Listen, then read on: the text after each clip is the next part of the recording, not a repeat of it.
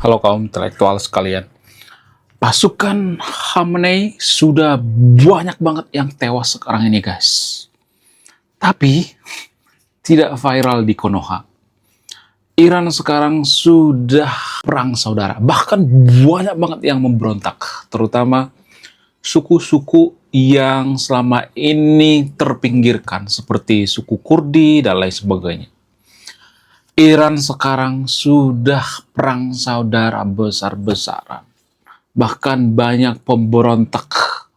Dan pemberontak itu bersumber dari orang Iran itu sendiri. Tapi hal ini tidak viral di Konoha. Sepertinya video ini tidak disukai oleh warga Konoha. Sepertinya video ini akan bikin warga Konoha guling-guling, ya, kejang-kejang, kolonjotan berjamaah. Kenapa? Karena berita ini tidak berpihak pada pendukung Iran. Di Konoha itu ada banyak banget pendukung Iran. Dan ketika mereka mendengarkan berita-berita yang tidak berpihak pada mereka, mereka biasanya akan kejang-kejang gitu ya. Mereka akan mengatakan, oh kamu itu menyebarkan hoax ya. Ada datanya guys, saya tidak asal mengap. Jadi kelompok yang saya masuk itu adalah kelompok komunitas suku Kurdi yang selama ini terpinggirkan. Nah anehnya, mereka itu balas dendam. Kenapa mereka balas dendam? Jadi ada seorang wanita yang demo dari suku Kurdi, tapi tidak pakai hijab tahun 2022. Nah, karena nggak pakai hijab, maka pemerintahan atau rejim otoriter, ya, arogansi daripada Ayatollah Khamenei mengeksekusi seorang wanita pendemo yang tidak pakai hijab sampai meninggal dunia. Wah, bayangkan betapa kejamnya Ayatollah Ali Khamenei. Wanita coy, ya berani-beraninya sama wanita. Sama Amerika keok, sama Israel keok. Tapi sama wanita berani-beraninya, ya Ayatollah Ali Khamenei. Bahkan Ayatollah Ali Khamenei memerintahkan untuk yang mengeksekusi. Aduh, betapa kejamnya. Tahun 2022 coy. Suku Kurdi yang demonstrasi dieksekusi. Nah, inilah alasannya kenapa suku Kurdi balas dendam. Dan mereka membunuh pasukan IRGC. Mereka bertanggung jawab. Mereka mengatakan, ya ini balasan daripada pembunuhan seorang wanita bernama. Siapa wanita yang saya maksud?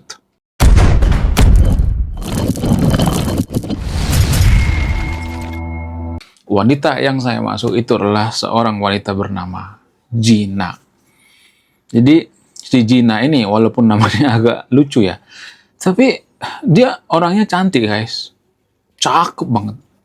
Bahkan sehari-hari dia sebenarnya menggunakan hijab ala orang Jawa zaman dulu gitu ya. Ala istrinya Pak Gus Dur. Dia sebenarnya menggunakan hijab di kepala tapi nggak seperti sekarang ini gitu ya, nggak seperti model-model zaman sekarang ini. Dia menggunakan selendang biasa aja di kepalanya gitu. Sebenarnya dia menggunakan hijab sehari-hari, tapi pada saat demo dia protes gitu. Dia berpikir ngapain pemerintah ngurusin bentuk kepala. Itu dari sudut pandang si wanita ini ya. Ngapain pemerintah ngurusin bentuk kepala? Emang kalau gue nggak pakai penutup kepala, Iran jadi terpuruk gitu, ya. Iran jadi susah maju gitu. Buktinya mereka nggak pakai penutup kepala, ya. Singapura, ya. Kemudian rata-rata negara maju di dunia ini nggak pakai penutup kepala, tapi mereka maju kok. Kalau misalnya mengatakan, oh itu kan perintah dari Tuhan misalnya. Lalu si Gina ini bertanya, kapan Tuhan mengatakan seperti itu? Di mana? Apa buktinya? Apakah itu bisa dibuktikan secara ilmiah? Apakah itu cuma keyakinan? Ya, ini dari sudut pandang si Gina ya. Kalau ini semacam keyakinan ya, misalnya nih ya, pemerintah Iran itu yakin bahwa kalau ada wanita tidak pakai hijab masuk neraka misalnya. Itu kan sebatas keyakinan. Apa definisi keyakinan? Definisi daripada keyakinan itu, kita percaya sesuatu hal itu benar, kita merasa ya, garis bawah ya, kata kuncinya merasa bahwa sesuatu hal itu benar, walaupun tidak terbukti secara langsung, secara ilmiah, dan secara logis.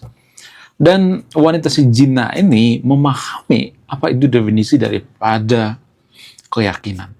Sehingga dia protes. Ya. Wajar-wajar aja dong ya kan, protes sama pemerintah. Karena pemerintah Iran saat itu mereka mengurusi bentuk kepala masyarakatnya.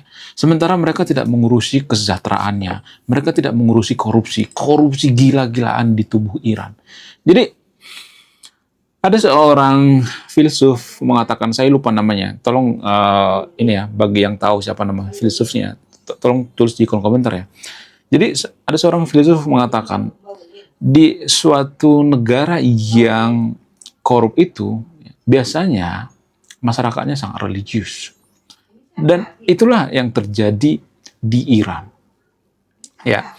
Jadi di Iran itu ya orang-orang itu fokus pada agama, yang melakukan ritual-ritual, ya boleh-boleh aja, nggak jadi masalah. Tapi mereka itu disibukkan dengan ritual-ritual, tidak mengurusi yang namanya korupsi. Nah, itu yang jadi permasalahan. Korupsi di tubuh pemerintahan Iran itu gila-gilaan. Menurut data ya, lagi-lagi bicara by data ya. Saya tidak asal mangap ya. Menurut data dari indeks corruption atau indeks korupsi, pemerintah Iran itu salah satu pemerintah paling korup di dunia. Tapi ya, mereka lebih mengurusi penutup kepala gitu ya, daripada mengurusi korupsi. Itu namanya jolim, itu kejoliman yang sebenarnya. Ya, tapi kalau saya ngomong seperti ini sama pendukung Iran, nanti mereka akan kejang-kejang kelonjotan berjamaah gitu ya. Jadi pendukung Iran itu biasanya sangat-sangat intoleransi. Ya. Dalam hal apapun mereka intoleransi. Dalam berpendapat, ya, dalam bertindak mereka sangat-sangat intoleransi. Bahkan mereka itu berbeda pendapat itu langsung ngamuk gitu ya, kejang-kejang gitu ya, langsung mengancam membunuh gitu ya. Jadi ini ada semacam keanehan ya. Ada semacam kebodohan di sini ya. Ada semacam ketololan di sini. Pendukung Iran itu nggak semua, tapi disclaimer on ya. Rata-rata otaknya tolol gitu ya. Karena mereka itu tidak melihat fakta yang sebenarnya. Mereka itu berhalusinasi. Seperti yang dikatakan oleh Pak Rijal Malarangeng. IRGC itu sebenarnya berhalusinasi. Pemerintah Iran itu sebenarnya berhalusinasi. Teokrasi itu sebenarnya sudah tidak relevan lagi di zaman sekarang. Tapi mereka berhalusinasi dengan masa lalu gitu ya. Tapi kalau saya ngomong seperti ini sama pendukung Iran tuh, mereka akan kejang-kejang gitu ya. Mereka akan marah-marah gitu ya. Harusnya diajak diskusi gitu. Kenapa? Ya, kenapa saya mengatakan bahwa teokrasi itu tidak relevan lagi di zaman sekarang ini? Ada banyak faktor ya. Faktor yang pertama itu ya, karena di zaman sekarang ini informasi sudah sangat cepat ya. Internet segala macam gitu. Jadi orang-orang belajarnya kebanyakan dari internet. Kalau ada pemerintah misalnya memaksakan bentuk kepala sama warganya gitu ya, memaksakan berhijab misalnya, ya orang-orang juga akan mencari informasi apakah hijab itu bisa bikin negara maju atau tidak, apakah ini mempengaruhi mata uang atau tidak, apakah ini mempengaruhi kesejahteraan atau tidak. Ya, zaman sekarang itu bukan seperti zaman dulu lagi. Kalau zaman abad ke-7, abad ke-8, abad ke-9, ya boleh-boleh aja menggunakan teokrasi gitu. Zaman sekarang udah nggak zamannya lagi. Jadi pemerintah Iran itu pemerintah yang halu gitu ya. Ya banyak korupsi ya. Ya, negara yang religius ya, negara yang sedikit-sedikit agama biasanya sangat-sangat korup. Karena masyarakatnya itu tidak berpikir kritis. Ada orang korupsi, masyarakat akan mengatakan, oh nanti biar di neraka aja, nanti dapat upah gitu. Ya orang yang korup itu nggak percaya neraka. Kalau mereka percaya neraka, mereka tidak akan korupsi. Ya, ini saya buka terang-terangan ya. Pada faktanya orang yang korupsi nggak percaya surga dan neraka, coy. Mereka cuma berkamuflase gitu ya, berkelihatan agamis gitu ya. Bahkan Bang Noel ya, ketika dia di penjara dia menggunakan baju Free Palestine. Itu ada datanya guys, saya tidak ngarang ya. Untuk apa? Untuk mengurangi hukuman gitu ya. Jadi di Konoha itu para koruptor itu menggunakan agama untuk sebagai topeng gitu ya, untuk mengurangi yang namanya hukuman gitu. Jadi negara yang religius itu biasanya sangat syarat dengan korupsi. Karena apa? Karena mereka tidak memikirkan atau mereka tidak kritis dengan masalah korupsi. Ya, karena apa? Karena mereka juga korup gitu ya. Ya, mohon maaf ya, nggak semua itu ya. Orang yang religius itu nggak semua itu disclaimer ya. Biasanya ya, ini hanya di Konoha ya, bukan Indonesia ya. Jangan langsung kejang-kejang kelonjotan berjamaah gitu dong ya. Jangan langsung marah-marah gitu.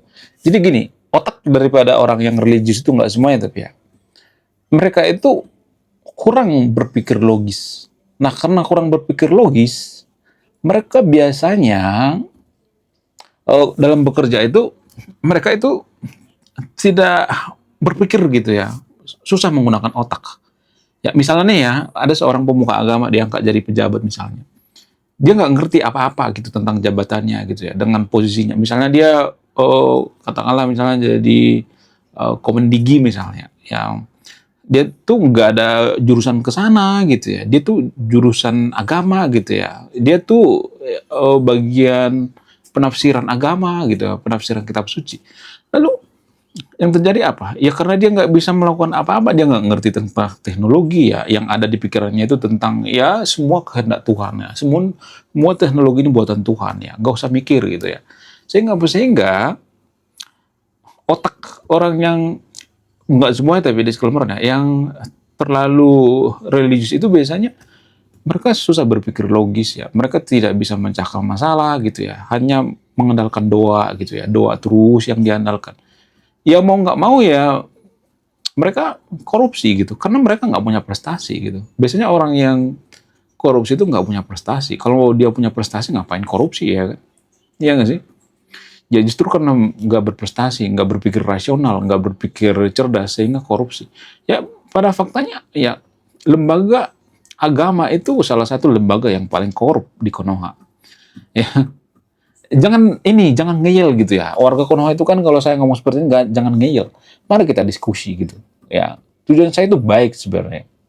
Ya, mungkin Anda berpikir saya itu terlalu vulgar. Tujuan saya itu baik. Saya tidak membenci agama. Kalau agama itu mengajarkan kejujuran.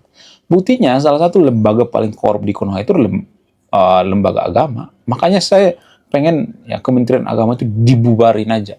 Bahkan ya ada terduga korupsi Menteri Agama. Kurang apa lagi coba? Kurang apa lagi? Bukti apa lagi yang kalian pengen? Jadi ya masyarakat yang susah berpikir logika, berpikir rasional itu biasanya mereka semakin religius gitu. Kenapa? Karena mereka nggak bisa menggunakan otak gitu ya. Mentok gitu ya. Kalau ada pejabat yang religius itu mereka mentok gitu. Yang ada apa korupsi gitu. Sama seperti Iran. Iran juga seperti itu. Mereka nggak bisa memikirkan teknologi, yang ada apa? Yang ada ritual-ritual gitu ya. Mereka berpikir melakukan ritual-ritual agama itu memecahkan masalah. Enggak. Buktinya Iran nggak maju-maju tuh. Ya, mana coba? Apa kemajuan Iran? Nggak ada. Padahal mereka itu punya kekayaan yang sangat luar biasa. Ya, salah satu penghasil minyak terbesar di dunia. Di dunia coy.